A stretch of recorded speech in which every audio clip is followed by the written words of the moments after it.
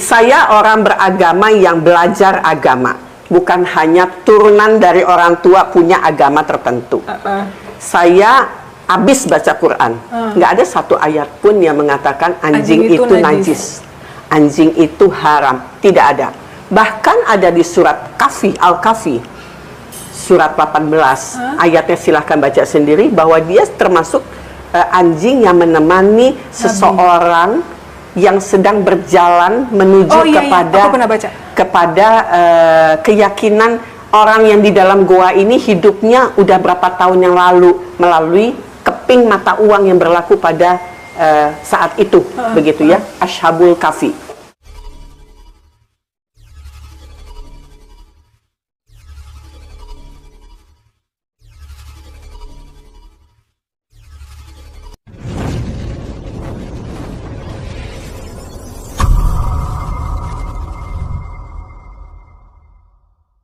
Bismillahirrahmanirrahim. Urusan anjing haram ini menjadi sebuah topik yang tidak pernah selesai di Indonesia, begitu ya. Saya orang beragama yang belajar agama, bukan hanya turunan dari orang tua punya agama tertentu. Saya habis baca Quran, nggak ada satu ayat pun yang mengatakan anjing itu najis, anjing itu haram, tidak ada. Bahkan ada di surat Kahfi, Al-Kahfi, surat 18, ayatnya silahkan baca sendiri, bahwa dia termasuk anjing yang menemani seseorang yang sedang berjalan menuju kepada keyakinan orang yang di dalam goa ini hidupnya udah berapa tahun yang lalu melalui keping mata uang yang berlaku pada saat itu, begitu ya, Ashabul Kahfi. Di agama Buddha, anjing itu adalah jenis binatang yang menemani perjalanan orang menuju ke titik spiritual yang tertinggi. Di Kristiani, saya melihat di daerah Italia atau Perancis, anjingnya dibaptis, dicipratin air suci. Pengen deh. Bisa nggak sih di Jakarta dengan keislaman kita, begitu ya, melakukan sesuatu yang menempatkan posisi binatang ini menjadi sosok yang berharga. Iya, betul. Apapun agamanya, saya nggak mau pusing, begitu loh. Tetapi saya bisa melihat bahwa di mana kesejahteraan hewan-hewan liar itu diberikan tempat yang terbaik, saya mengatakan bahwa adab yang ada di dalam negara itu pasti bagus. Iya. Setuju ya? Setuju banget. Kalau negaranya cecet cowet dengan bahwa ini negara hukum tapi hewan banyak yang terlantar, saya masih menyaksikan bahwa kita masih dianggap sebagai negara yang beradab. Karena kita harus belajar dari negara-negara yang sudah maju, bagaimana mereka memperlakukan hewan-hewan peliharaan ataupun binatang-binatang yang hidup liar di luar sana yang tanpa bertuan.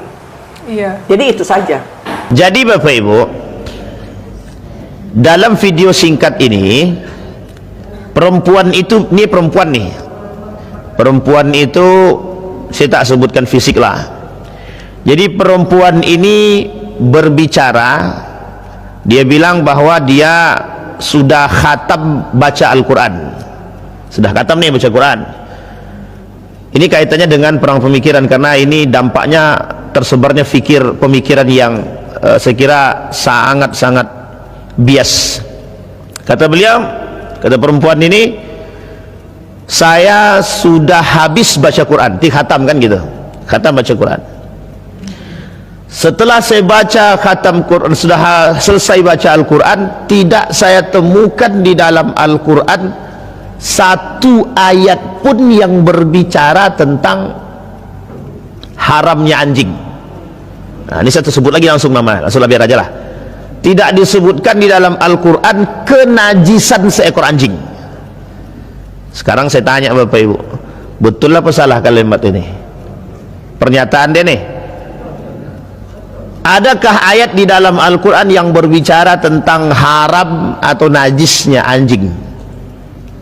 Kalau kita bilang betul, berarti selama ini yang kita bilang anjing itu haram, najis, berarti kita termasuk orang yang berlebihan. Kata perempuan ini, kalau kita tinjau di negara Australia itu, di beberapa agama itu, khususnya di Katolik itu anjing itu dibaptis gitu, dibersihkan dengan air suci. Kata beliau, harusnya kita di Indonesia ini bisa menghargai seekor anjing itu seperti itu gitu. Oke ya, ini yang kedua. Yang ketiga, kata beliau, anjing ini jangan dipotong-potong ya, masuk dalam ceritanya Ashabul Kahfi. Gimana coba tuh anjing Ashabul Kahfi itu? Dia selalu menjaga bahkan, kata dia, dan itu termasuk anjing yang baik kan begitu. Nah, itu satu. Jadi ada tiga. Sekarang dari tiga pernyataan ini, kira-kira ada yang rusak tak gaya berfikirnya? Tidak ada ya? Sepakat tidak ada yang rusak? Kalau tak ada, kita tutup kajian kita Pak, selesai. Ada yang rusak apa tidak Bapak Ibu? Baik. Jadi Bapak Ibu, dalam video ini nanti baru kita tinjau fikihnya. Kita tinjau dalam perspektif pemikiran dulu. Dalam video ini, perempuan ini satu, kita harus serius lihat gaya berbicara beliau. Perempuan ini dia mengatakan, saya selesai baca Al-Quran, selesai baca Al-Quran, tidak saya temukan satu ayat pun berbicara keharaman dan najisnya anjing.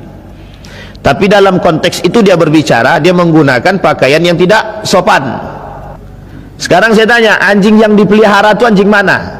Binatang yang dipelihara itu yang biasanya digunakan untuk menjaga, untuk berburu, untuk menjaga ternak, itu mesti, sehingga diambil oleh para sebagian kalangan mengkiaskan menjaga rumah sama kayak menjaga ternak. Jadi manusia itu ya binatang ternak juga gitu, karena dijaga sama anjing gitu. Oke, sampai di sini bisa dipahami Bapak Ibu ya.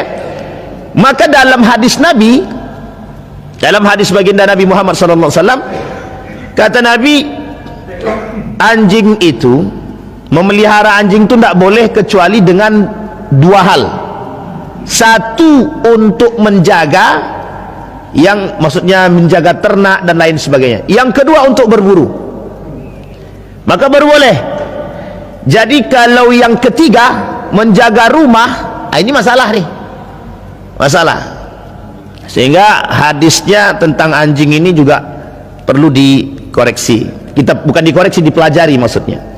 Perempuan ini mesti, kalau dia mengaku Islam tapi dia tak belajar hadis Nabi, itu berarti. Kenapa kita kata tak belajar hadis Nabi? Dalam hadis ada tentang keharaman, bukan keharaman, kenajisan air liur daripada anjing. Sampai di sini, air liur daripada anjing. Jadi kalau seandainya makan, tempat makan kalian, kata Nabi, kena daripada air liurnya, inaknya kalian ini kena liurnya, maka harus dibersihkan berapa kali? Ini dah familiar ini hadis ini. Berapa kali? 7 atau 8? Oke. Dengan apa membersihkannya Bapak Ibu? Tanah, saking najisnya kan begitu pandangan kita. Berarti dengan tanah 7 kali gitu kan, sampai harus bersih. Artinya dalam pandangan perempuan tadi mengkerdilkan hadis Nabi, menganggap seolah-olah Al-Quran berbicara pada tataran yang lain. Hadis ini menjadi poin yang kesekian kali. Dalam paham aliran sesat, ini namanya menolak secara halus hadis baginda Nabi Muhammad SAW. Dan ini disebut dengan ingkar sunnah, kelompok ingkar sunnah yang hari ini banyak beredar. Karena dia karena perempuan ini memelihara seekor anjing, dia tak mau ada perspektif tentang anjing ini berlebihan, sehingga dia kata bahwa tidak ada dalil Al-Quran yang berbicara tentang. Lah kalau dikaji tentang itu memang tidak ada. Kan Al-Quran tak ada berbicara. Kan Al-Quran tak ada berbicara. Kalau Al-Quran tidak berbicara, berarti semua yang tidak dibicarakan oleh Al-Quran halal. Berarti tandanya orang jual beli online pun halal, game online pun halal, judi online pun halal, karena tak ada dalam Al-Quran, kecuali dikiaskan kepada makna gitu. Kalau dikiaskan pada makna baru ada. Apakah disebutkan dalam Al-Quran itu maisir online gitu? Tidak ada. Kecuali kalau Allah bilang dalam Al-Quran maisir online, berarti jual beli judi online haram. Berarti kalau cuma bilang maisir saja, berarti judi saja yang haram, judi secara nyata gitu. Kalau judi online berarti haram. Itu kalau kita memahami bahwa apa yang dipahamkan itu sebatas ini yang disebut dengan makna tekstuali. Jadi kalau kita memahami tekstualitas, ini masalah juga. Nah, tafsir yang dilakukan seperti ini itu biasanya digunakan oleh kaum-kaum orientalis dengan menyamakan Al-Quran dengan Injil. Bahaya pada pemikiran beliau pada poin yang kedua. Apa kata dia? Menganalogikan Islam dengan agama yang lain, menganalogikan Al-Quran dengan agama yang lain, atau menyamakan Al-Quran dengan yang lain. Tidak bisa, Pak. Tidak bisa. Orang-orang muslim yang terpedaya dengan gaya berpikir seperti ini, itu yang disebut dengan munafik itu. Umat muslim yang munafik. Baik. Yang ketiga, Bapak Ibu sekalian yang berbahagia, ketika dia mengatakan bahwa anjing itu tidak lagi najis ataupun haram, maka mau tidak mau kita harus merubah pola pikir kita secara pelan-pelan untuk menerima binatang yang satu ini. Sehingga kalau seandainya banyak yang memelihara itu menurut mereka lebih baik. Menurut mereka lebih baik. Sekarang kalau mau ya silahkan, kalau enggak.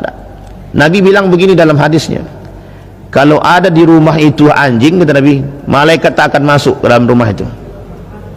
Kan begitu? Malaikat tidak akan masuk ke rumah seseorang yang di dalamnya la tadkhulul malaika kana fihi kalbun, ada binatang itu di situ. Pertanyaannya, mengapa malaikat tidak mau?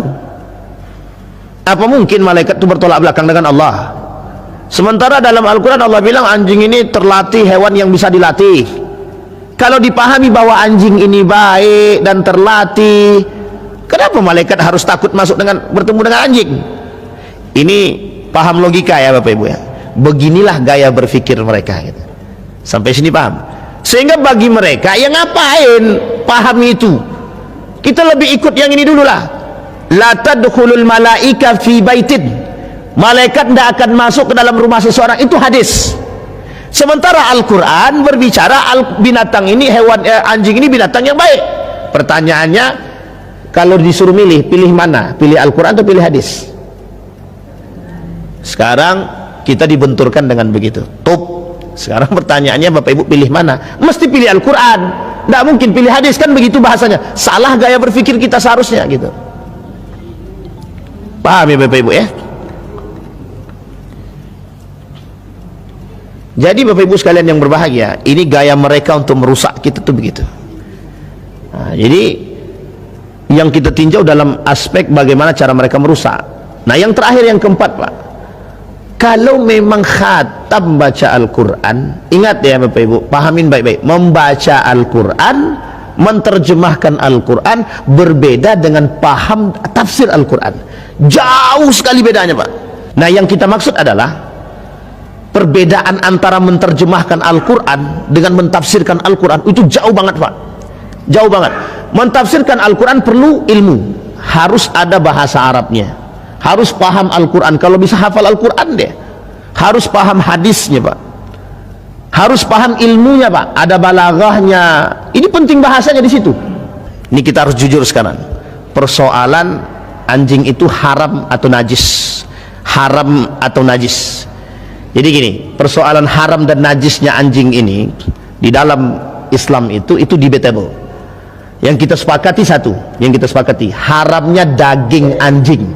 Nah, untuk diapakan dulu? Untuk dimakan. Itu disepakati oleh ulama keharamannya. Kenapa? Termasuk dari kata kategori binatang buas. Binatang buas, apapun itu binatang buas haram. Nah Bapak Ibu ya, apapun itu binatang buas haram. Binatang ini dalam kehalalannya itu ada dua. Satu disembelih, yang kedua diburu. Kalau hewan buruan, misal Bapak Ibu lepaskan anjing untuk memburu seekor rusa, lepaskan anjing tadi bismillah, itu hewan buruannya bisa jadi halal kan begitu, karena diburu. Sampai sini paham ya Bapak Ibu ya? اللهم صل وسلم وبارك